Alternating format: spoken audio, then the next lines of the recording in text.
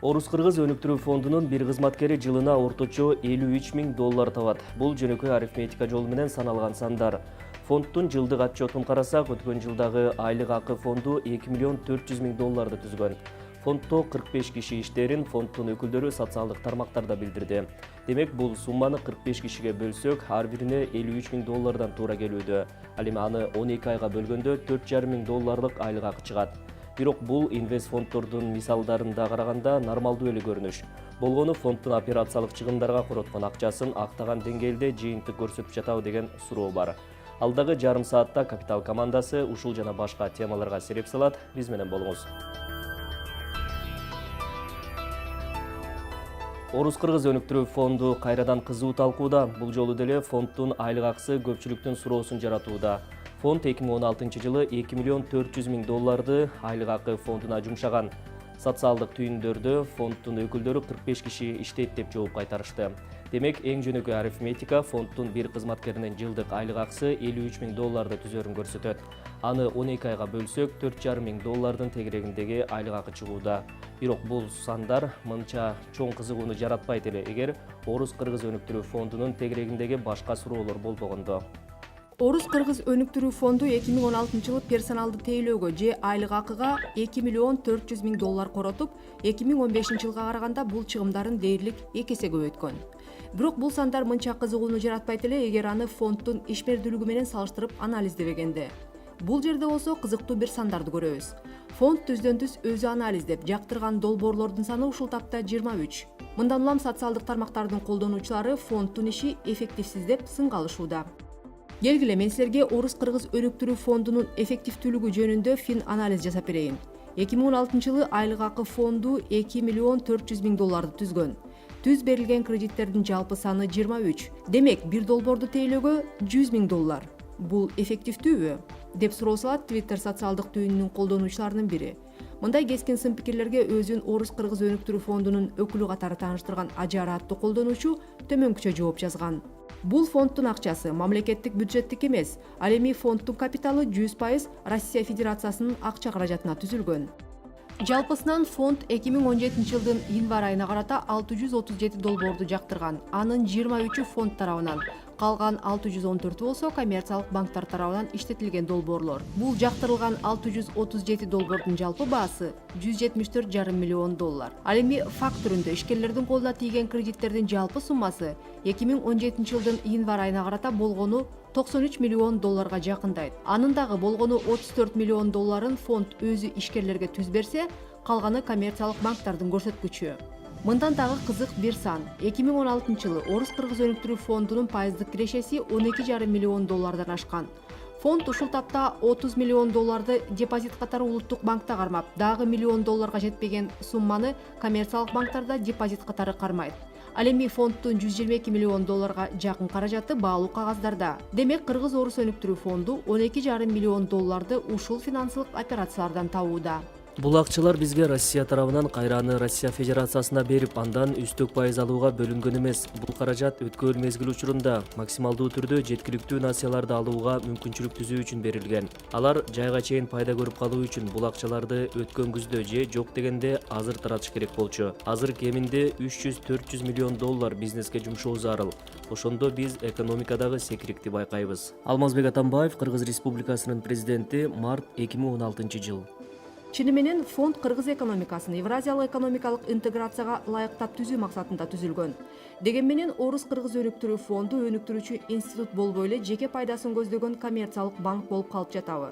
Каражаттарды баалуу кагазга, депозиттерге салып коюп, андан пайда табуу чоң жумушпу? Анан калса, эгер кредиттердин көбүн ишкерлерге коммерциялык банктар берип жатса, анда жылдык айлык акы фонду 2 миллион 400 000 долларды түзгөн кызматкерлерди кармоонун кажети барбы? Айтор, бул фонддун тегерегинде башынан эле суроо көп.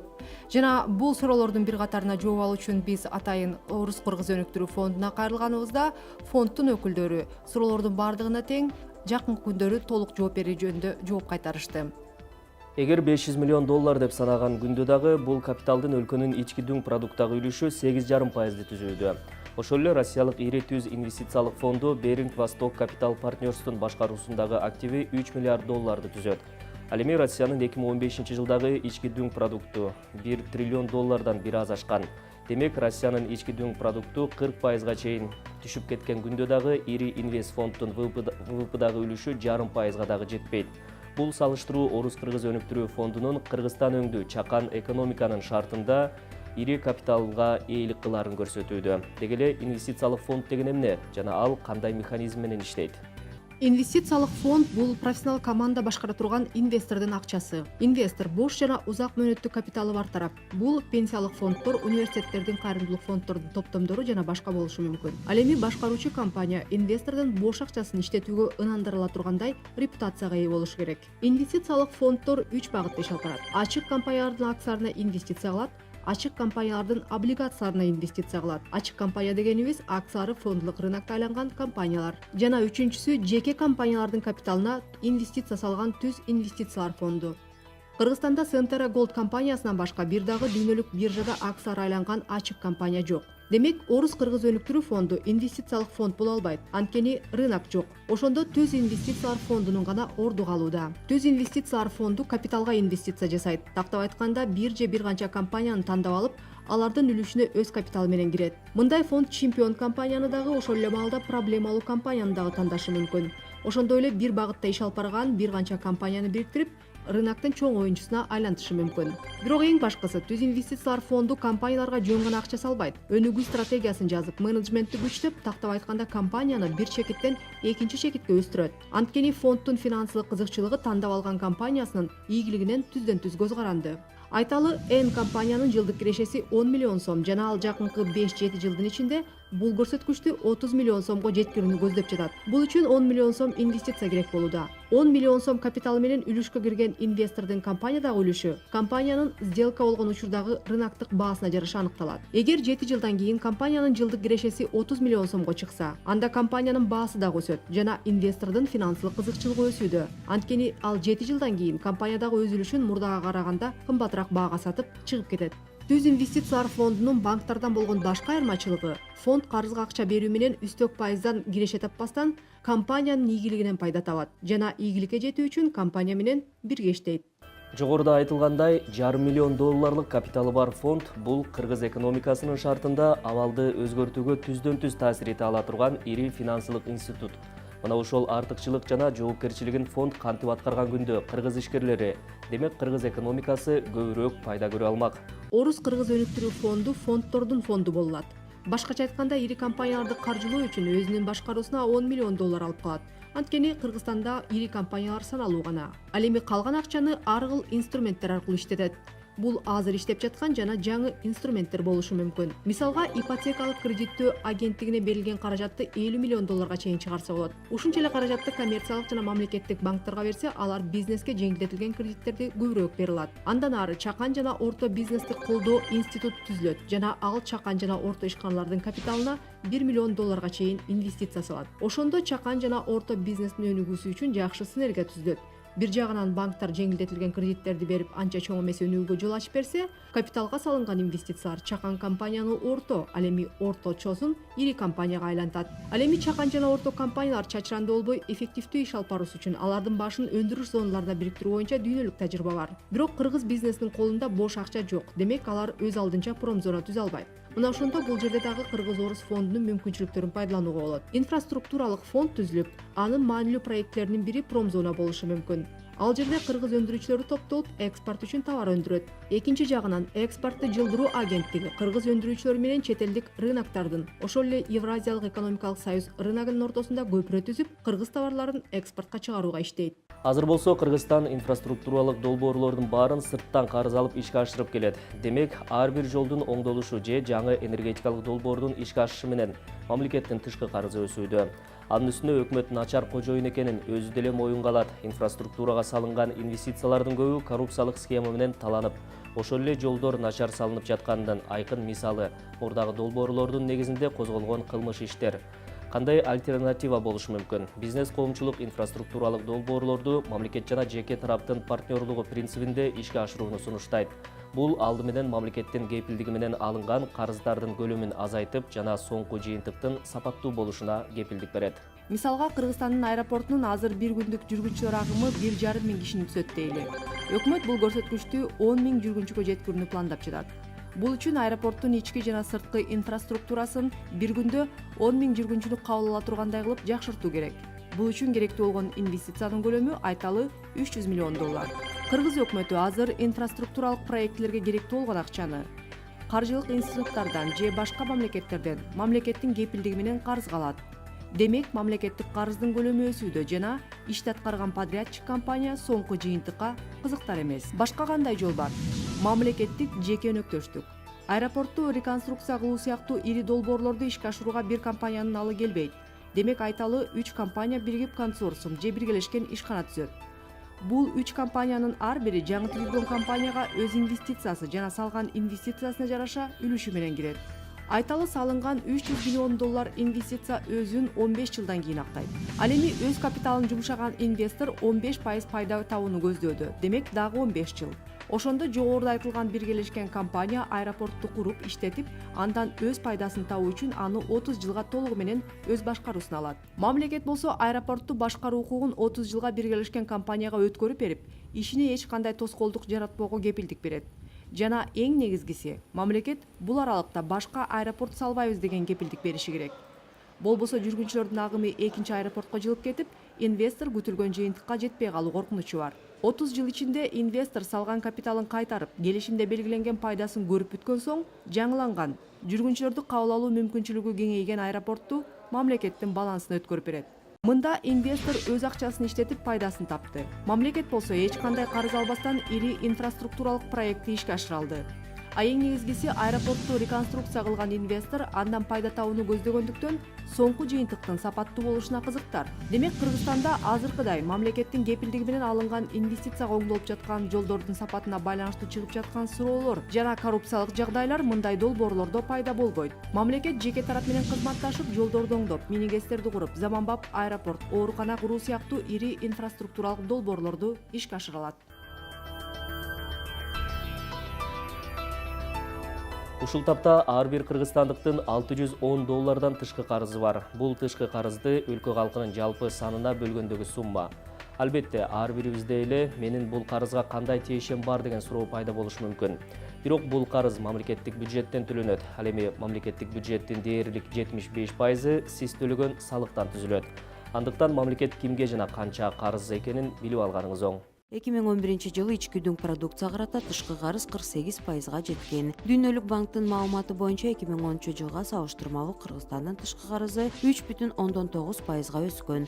2011-жылы тышкы карызды тейлөөгө 4 миллиард 300 миллион сом каралган. 2012-жылы Кыргызстан жаңы карыздарды алып, мамлекеттин тышкы карызы 3 миллиард 107 миллион долларды түзгөн. 2012-жылы 792 миллион 800 миң долларды алуу үчүн 14 инвестициялык макулдашуулар күчүнө кирген. Алынган сумманын 121 миллион 700 миң доллары грант катары, ал эми 671 миллион 100 миң доллар кредит катары алынган. Алынган карыздар менен катар Кыргызстандын айрым береселери кечирилген. Мисалы, ошол эле жылдын октябрь айында Түркия 49 миллион 200 миң доллар карызды кечкен. Тышкы карызды төлөөгө 72 миллион доллардан ашуун каражат сарпталган.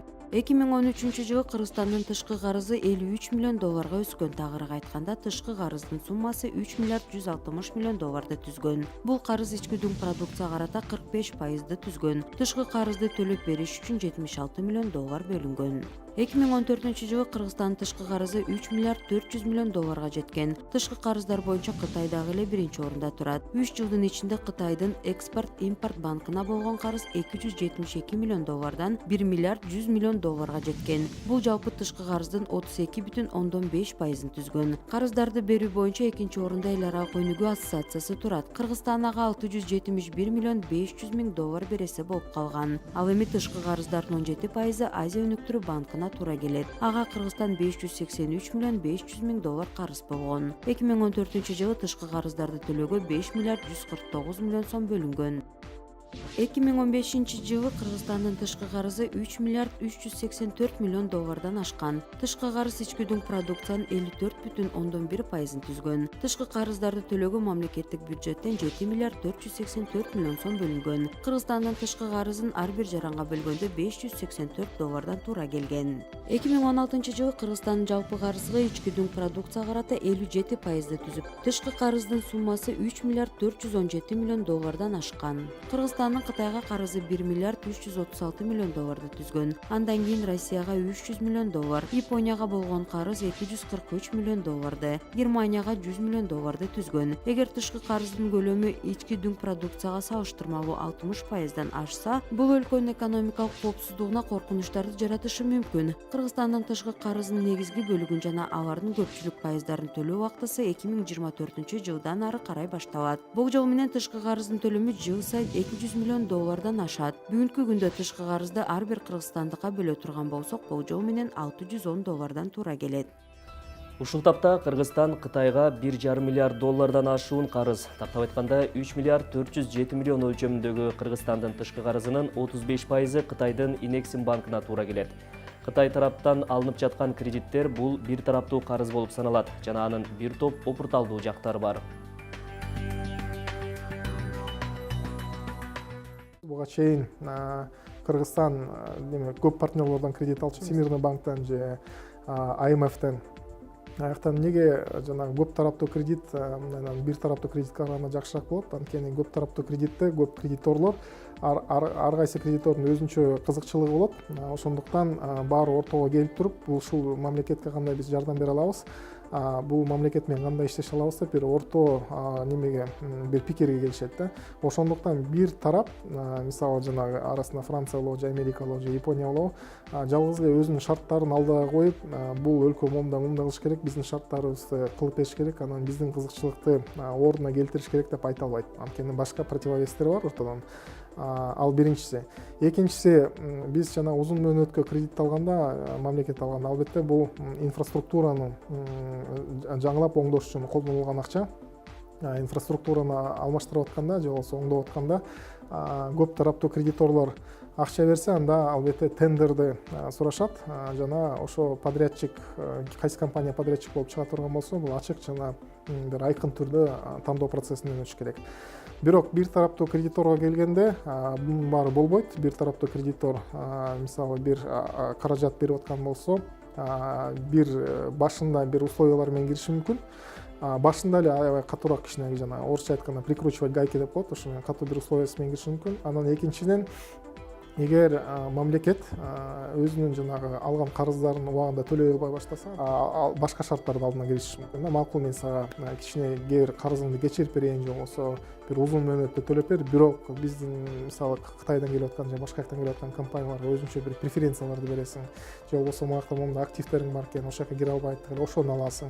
Трудовой же иммиграционный законодательствода момундай барьерлер бар экен, ошолорду алып бересиң, биздин эл жака келип дагы мындай иштегенге жакшыраак оңойлуу шарттар болсун деп. Кытайга келгенде болсо, мындан дагы артык минустары бар. Мисалы жеке ишкер карыз алса, бул өзүнүн оборотун чоңойтойн, жанагы чистый прибылим чоңойсун деп карызга алат, ошо менен иштейт. Мамлекет карызга алганда мен байып кетейин деп эч качан албайт. Мамлекет карызга алганда биринчиден инфраструктуралык проекттерди жабайын деп алат, анан экинчиден болсо мультипликативный эффект болуш керек дейт да. Мисалы $1 карызга алса, ВВП 1,5-2-3 долларга чейин көбөйүш керек да. Эгер ал эффект болбосо, анда алган карыз эффективдүү деп эсептелбейт. Мисалы Кытайды карасак, Кытайдан алган карыздарда эч качан бизде мультипликативный эффект чоң боло албайт. Неге дегенде, Кытайдан бир кредит келе турган болсо, Экзимбанк бизге бир кредит бере турган болсо, обязательно бир шарты бар. Кытайдын компаниясы утуш керек болот, аягында утушат. Балким ачыктан айтпастыр, бирок сүйлөшүүлөрдө, жана кулуарный сүйлөшүүлөрдө бул албетте такталат. Кытайдын компаниясы утуп келет, Кытайдын рабочийлери келет, Кытайдын оборудованиясы келет, ошондо биз мойнубузга кредит алабыз, албетте жол пайда болот, бирок экономикада акча калбайт, ошол боюнча чыгып кетет. Анан узун мөөнөттө Кыргызстанга Кытайда азыр концентрация катуу болуп келатат. Бул аябай эле жакшы тенденция эмес. Карап көрсөк, бүтүн жолдордун баарын Кытайдын акчасына куруп атпырбыз. Жана стратегиялык жолдор шаарлар арасында. Бишкектин ичиндеги жолдордун баары Кытайдын акчасына курулуп атат. Электроэнергиянын баарын Кытайдын акчасына куруп атабыз. Мисалы, Датка кеминди алып көрсөк болот, же болбосо жана немеде түштүктө азыр курулуп аткан сеттерде бүт эле Кытайдын акчасын алып атабыз. Ушундайдан бара-бара бүт инфраструктурный проекттердин баарын Кытай менен келип келатып, азыр 30%дан көбүрөөк болуп калыптыр. Эми бул узун мөөнөттө бизге бир коркунучтуу нерсе алып келет. Эмнеге дегенде, айткандай эле Кыргызстандын экономикасы ар дайым эле өсө бербейт, кээ бирде өйдө болот, кээ бирде ылдый болот. Ошол ылдый болгон убакыттарда Кытай келип бизге өзүнүн катуу шарттарын коюп башташы мүмкүн. Эгер мындай катуу шарттарды коюп баштаса, биринчиден биздин карызыбыз чоңоюп атат, экинчиден келген акча Кыргызстанда калбай эле чыгып кетип атат, үчүнчүдөн концентрация аябай катуу болуп атат, анан төртүнчүдөн Кытайга жалгыз эле жана экономикалык шарттарды же болбосо бир требованияларды ортого киргизбестен, Кытай уже геополитический требованияларды киргизип башташы мүмкүн.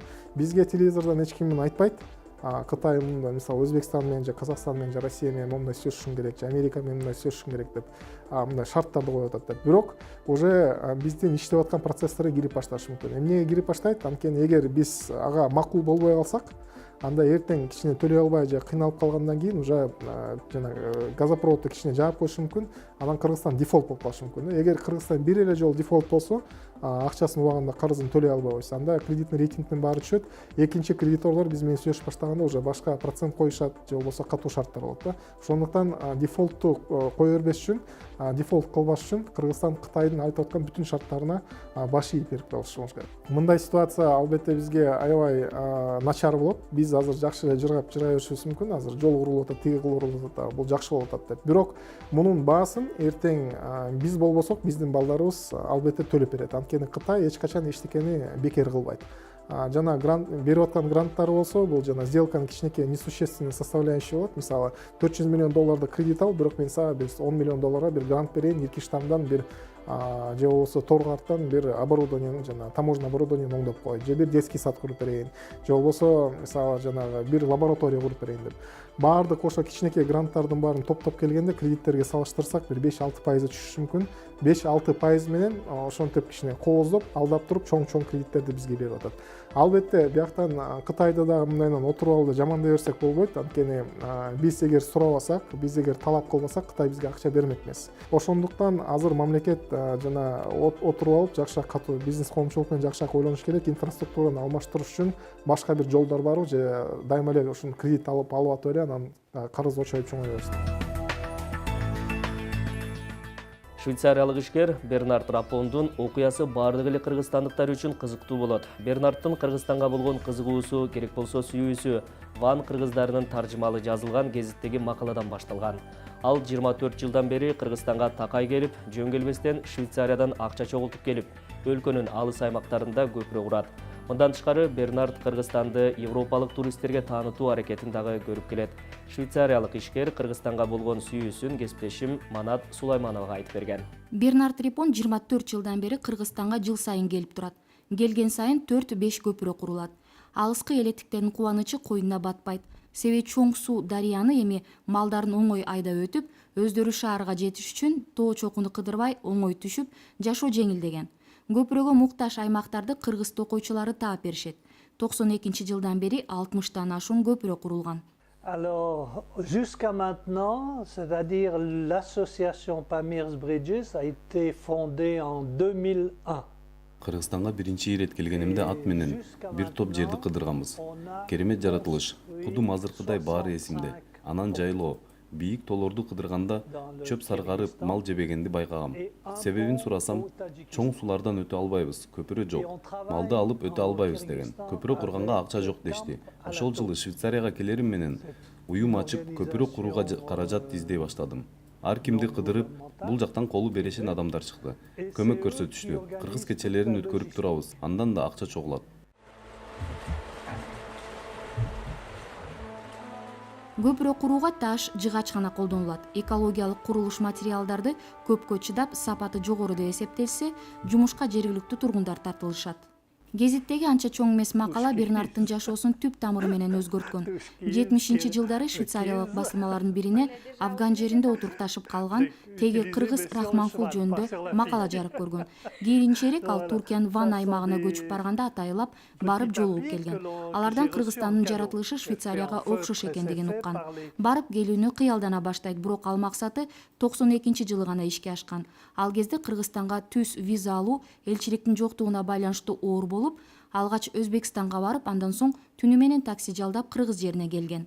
Après quelques semaines et quelques mois, le gouvernement, la police pakistanaise leur a dit vous pouvez pas rester là-haut dans ces petits villages. Кызыгуум күчөп Туркиянын Ван аймагына барып Рахманкул менен көзмө-көз баарлашкам. Алар Кыргызстан жөнүндө көп айтып беришкен. Мен акыры Кыргызстанга сөзсүз барышым керек деп чечкем. Ушул күнгө чейин памирдик кыргыздардын жашоосу мага кызык. Рахманкулдун балдары, неберелери менен тыгыз байланыштамын. Алардын басып өткөн жолдору жөнүндө китеп чыгарам. Бул сиздер көрүп жаткан туш кийиз чийден жасалган. Муну кыргызстандыктар жасап атай белекке берген экен. Анан эң негизгиси ушу Бернард мырзанын айтымында буну деген Памирде жашаган кыргызстандыктар, этникалык кыргыздар ошол бул мырзага, Бернард мырзага белек катары берген экен. 1950-жылдан бери ошол бул чийден жасалган туш кийизди үйүндө кадырлап, барктап, анан үйүнүн негизги коноктосо турган бөлмөлөрүнүн төрүнө илип алыптыр. Анан деген ошол памирлик кыргыздар, ошо жактагы айымдар, кыргыз айымдар өздөрү колго жасаган экен. Ошон үчүн бул эмгекти жүрөгүнө өтө жакын кабыл алат экен. Бернард мырза Кыргызстанга суктанып тим болбостон, алыскы Европада кыргыз жерине суктангандарды чогултуп, көргөзмө тааныштыруу иштерин тынбай өткөрүп турат. Баса жайында көпүрө куруу үчүн Кыргызстанга барса, кышында долбоордун өкүлдөрү бул жакка конокко келип турушат. Бул жылы көпүрөдөн башка атактуу Элла Майердин музейинин ачылышын өткөрүшөт. Кыргызстандык токойчулар бул жылы 4 көпүрөгө муктаж аймактарды табышкан. Акталадан 100 чакырым аралыкта, Алайда, Сузакта жана Таласта баш аягы 15 000 еврога көпүрө курулат. Бул капитал апталык экономикалык обзор болду. Ушул жана башка экономика, финансы, бизнес темаларына кесиптешим Айсулуу Тикимбаева 3-күнү ушул эле маалда орус тилинде сереп салат. Өткөрүп жибербеңиз. Ишиңизге ийгилик.